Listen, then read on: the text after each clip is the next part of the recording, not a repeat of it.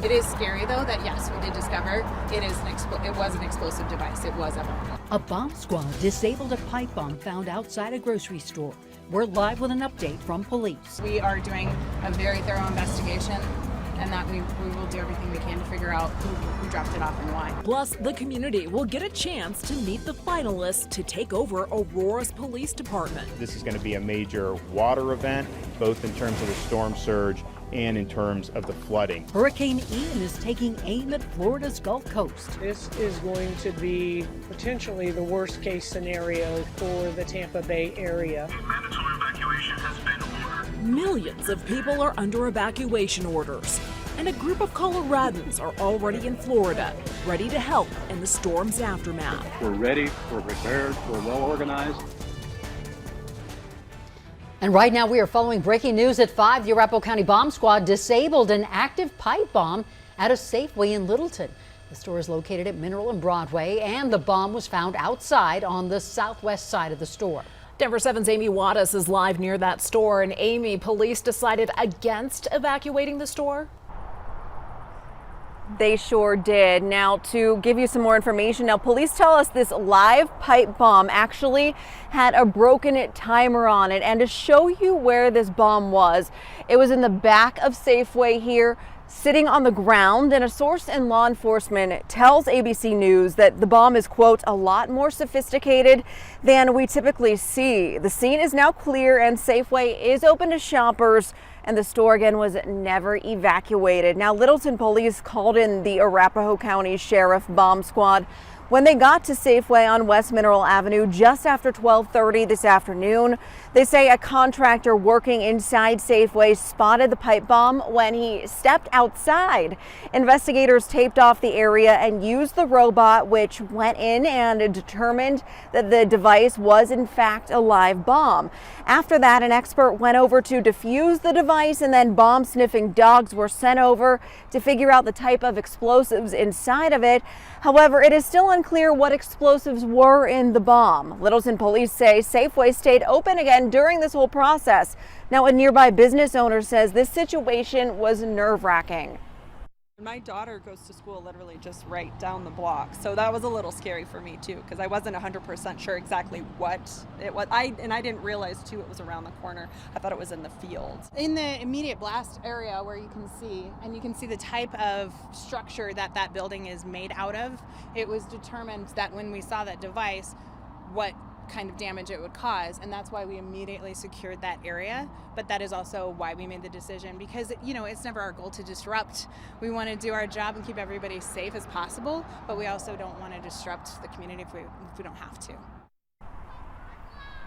Now you are taking a live look at surveillance camera outside, actually attached to the Safeway here in the back of the building. Investigators will be using surveillance footage from Safeway and a nearby church to determine who actually placed that pipe bomb on the ground behind the building. If and when police do track that person or persons down, they say they will face a Class 4 felony.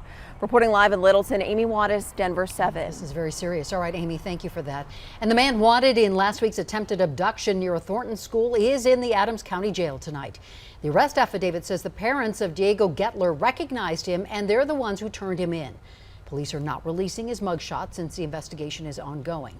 They do say a 10-year-old girl fought and got away from a man at the STEM launch school. Now, Gettler made his first court appearance today and will be back in court on Thursday. The Florida Gulf Coast is on alert for Hurricane Ian. Parts of Florida are feeling the impact from the storm, which has strengthened to a Category 3 hurricane. On the left, this is what it looks like along the Gulf Coast near Fort Myers Beach. There's no rain yet, but lots of dark, ominous clouds. And on the right, this is a live look from Key West where you can see waves crashing into the pier. Now that pier is 18 feet above the water, so you can see just how massive the waves are. And right now, Ian is just north of Cuba. Ian is expected to make landfall south of Tampa, a Category 4 storm tomorrow night. And it would be the first major hurricane to make landfall in the U.S. this year. And the main concern from Ian is life-threatening storm surge and flooding. When you have 5 to 10 feet of storm surge, that is not something that you want to be a part of. And Mother Nature is a very fearsome adversary. So please heed those warnings. People in Florida had to wait in line for more than an hour to get sandbags, and more than 2.5 million people are under evacuation orders.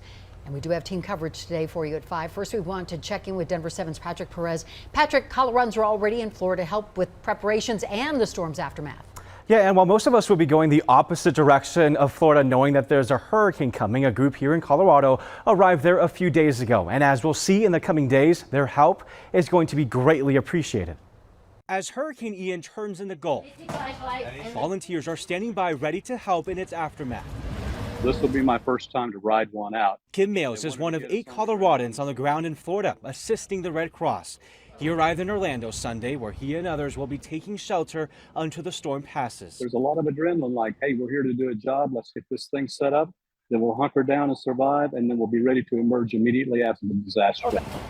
And their help will be greatly needed, as the storm surge Ian is forecasted to bring to the Gulf Coast of Florida could be devastating. That moves cars, that inundates homes, that causes the bulk of the damage and the bulk of the threat to life. Alex DeRosier, a native of Tampa, a member of CSU's hurricane forecast team, says this is a storm the area hasn't seen in 100 years. Tampa has been incredibly, almost cosmically fortunate in these things. We really have a lot of compounding factors here, making for a very dangerous and historic event for Southwest Florida and potentially Central Florida as well. While all eyes will be on Ian as it approaches Florida, Kim and his team are standing by ready for whatever happens next. We're prepared, we're well organized, and we're going to respond to these that are affected by this hurricane.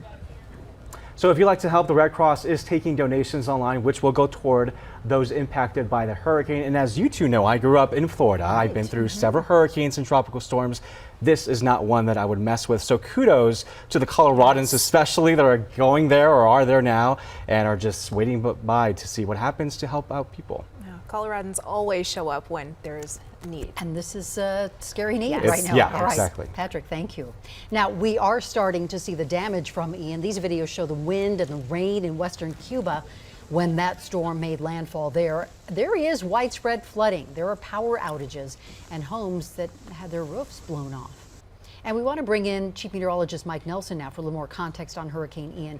So, Mike, what will South Florida see heading into tonight and tomorrow as that storm gets closer to making landfall? They're already under a tornado watch. There have already been a couple of tornado warnings have been issued there. You can see clearly the eye of Ian now clear of the island of Cuba, and that's the tornado watch over southwestern Florida. That's one of a series of tornado watches that will continue in that area for the next couple of days as the storm tracks likely up to Category 4 just north of Fort Myers, coming on shore about 2 p.m. Eastern Daylight Time. The eye will cross the western shores of Florida and then move slowly northward, dumping copious amounts of rain. Some areas could see over 2 feet of rain from this storm over the next 48 hours. That is alarming. Thank you, Mike. And Hurricane Ian won't have a major impact on gas prices in the U.S. It's because Florida isn't a major oil producer or refiner, and the Gulf Coast hub of refineries aren't in the storm's path. Oil and gas companies in the Gulf did evacuate workers from offshore oil and natural gas fields ahead of the storm. The evacuations have derailed about 485,000 barrels per day of oil production, which equals less than 5% of total U.S. daily oil production. Forecasters say if Ian's path shifts westward, though, then it could sideline additional oil production. Stay with Denver 7 as Hurricane Ian makes its way to the Florida Gulf Coast. We will have updates on air, online, and on the Denver 7 Plus app. People in Aurora will get a chance to meet the 2 finalists who are hoping to become Aurora's new police chief. Scott Ebner and David Franklin outlined their visions for the department when they met with community leaders this morning. Both said they want to focus on accountability and building trust within and outside the department. Now, tonight's 6 o'clock meet and greet is at the Aurora Municipal Center, and we will have more from that event coming up on Denver 7 News at 10.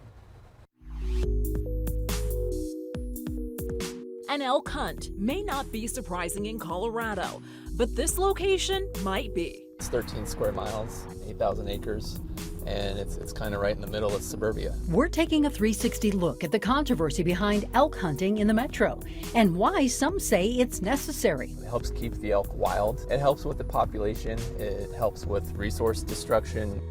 Nothing serious for us, but some scattered clouds and showers. I'll let you know when the sunshine returns. Plus, Colorado senators make another push to keep the Space Command headquarters in Colorado.